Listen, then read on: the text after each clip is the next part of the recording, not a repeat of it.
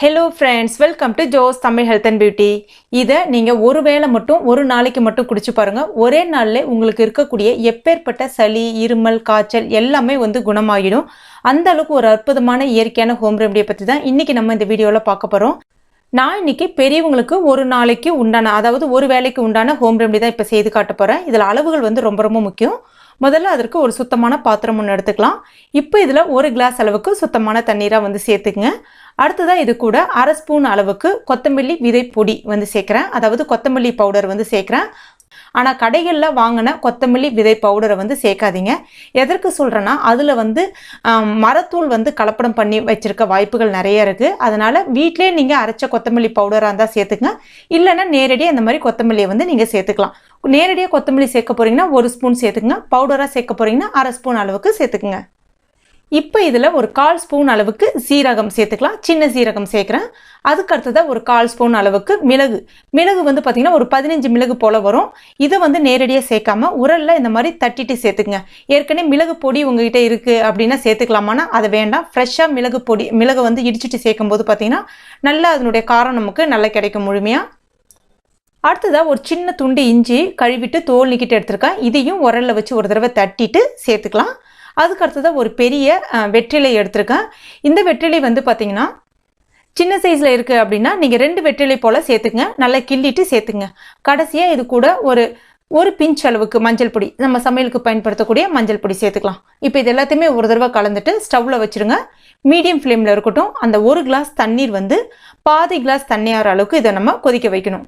இந்த இடத்துல தண்ணீர் நல்லா சீக்கிரம் சுண்டி வரணுன்றதுக்காக வேகமாக வச்சு கொதிக்க வைக்காதீங்க. மீடியம் ஃப்ளேம்லேயே வச்சு நிதானமாக கொதிக்க வைங்க. அந்த மாதிரி கொதிக்கும் போது தான் அதில் இருக்கக்கூடிய அந்த மருத்துவ குணங்கள், அதாவது அதனுடைய சாறுகள் எல்லாமே முழுமையாக அந்த தண்ணியில் இறங்கும். இப்போ இதை நீங்கள் வடிகட்டிக்கலாம். மிதமான சூட்டில் இருக்கும்போது குடிக்கணும். இது கூட நீங்கள் வேறு எதுவுமே சேர்க்காதீங்க. அதாவது உப்போ இல்லைன்னா இனிப்பு சுவையோ எதுவுமே சேர்க்காதீங்க. நல்ல ஒரு காரசாரமாக இருக்கும். அந்த காரசாரமாக இருக்கும்போது நீங்கள் குடிக்கும்போது பார்த்தீங்கன்னா உங்களுக்கு இருக்கக்கூடிய அந்த வறட்டு இருமல், சளி, நெஞ்சு சளி எல்லாமே முற்றிலும் ஒரே நாளே சரியாயிடும். அந்தளவுக்கு ஒரு அற்புதமான கை கண்ட ஒரு பாட்டி மருத்துவம் இது. எப்போ குடிக்கலான்னு பார்த்தீங்கன்னா உங்களால் எப்போ முடியுமோ குடிங்க. ஆனால் நைட்டில் ட்ரை பண்ணாதீங்க. அதாவது நைட்டில் படுக்க போகிறதுக்கு முன்னாடி ட்ரை பண்ணாதீங்க. ஏன்னா நம்ம இதில் இஞ்சி சேர்த்துருக்கோம். பொதுவாக இஞ்சி சார்ந்த பொருட்களை நைட்டில் நம்ம சாப்பிடும்போது டைஜஷன் ப்ராப்ளம் வரும். அதனால் மேக்ஸிமம் ஒரு 7 மணிக்கு முன்னாடி நீங்கள் எப்போ வேணாலும் குடிக்கலாம். நீங்கள் இதை ஒரு வேளை குடித்தாலே போதும், நல்ல ரிசல்ட் கிடைக்கும். சப்போஸ் உங்களுக்கு அப்படி மறுபடியும் கொஞ்சம் இருக்கிற மாதிரி இருந்துச்சுன்னா இன்னொரு வேளை தாராளமாக குடிக்கலாம். அதாவது ஒரு நாளைக்கே நீங்கள் 2 வேளை கூட நீங்கள் இதை குடிக்கலாம்.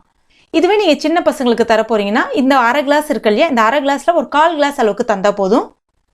நான் ஏற்கனவே இந்த மாதிரி சளி, இருமல், காய்ச்சல் சரியாகிறதுக்கு உண்டான வீடியோ போட்டிருந்தேன். நிறைய பேர் நல்ல ரிசல்ட் கிடைச்சிருக்கு அப்படின்ற மாதிரி சொல்லியிருக்கீங்க.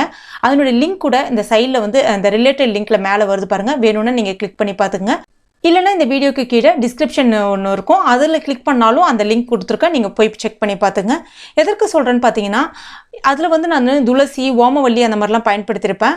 ஆனால் நிறைய பேர் அது கிடைக்கலன்ற மாதிரி சொல்லியிருந்தீங்க. ஸோ அந்த மாதிரி இருக்கிறவங்க இந்த ரெமெடி நீங்கள் ட்ரை பண்ணலாம். இந்த ரெமெடியை நீங்கள் குழந்தைங்களுக்கு கொடுக்கலாமான்னா தாராளமாக கொடுக்கலாம். எல்லாருமே சாப்பிட்லாம். அளவுகள் 1 ஸ்பூன் 2 ஸ்பூன் அளவுகள் கொடுக்கலாம்.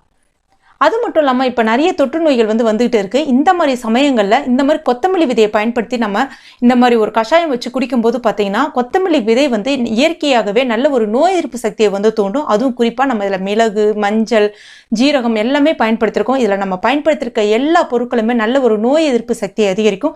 அது மட்டும் இல்லாமல் உடம்புல எங்கேயாவது நச்சுக்கள் இருந்தாலும் அந்த நச்சுக்களை முழுமையாக கரைத்து வெளியேற்றிவிடும். சளிகள் இருந்தாலும் முழுமையாக வெளியேற்றிவிடும். ஃப்ரெண்ட்ஸ், கண்டிப்பாக நீங்கள் ட்ரை பண்ணி பாருங்கள். உண்மையிலே கை கண்ட பலன் கிடைக்கும். ட்ரை பண்ணிட்டு மறக்காம எனக்கு கமெண்ட் பண்ணுங்க. இந்த வீடியோ உங்களுக்கு பிடிச்சிருந்துச்சுன்னா மறக்காம லைக் பண்ணுங்க. பயனுள்ளதா இருந்துச்சுன்னா மறக்காம உங்க நண்பர்கள் மற்றும் ஃபேமிலி மெம்பர்ஸ் கூட நிறைய ஷேர் பண்ணுங்க. மேலும் இது போன்ற பயனுள்ள குறிப்புகளுக்கு நம்ம சேனலை இது வரைக்கும் நீங்க சப்ஸ்கிரைப் பண்ணாத நண்பர்கள் இருந்தால் உடனே சப்ஸ்கிரைப் பண்ணீங்க. கூடவே மறக்காம அந்த பெல் நோட்டிஃபிகேஷன் சிம்பிளையும் பிரஸ் பண்ணீங்க. அப்பதான் நான் எந்த வீடியோ போட்டாலும் உங்களுக்கு நோட்டிஃபிகேஷன் உங்களால ஈஸியாக பார்க்க முடியும். தேங்க்யூ.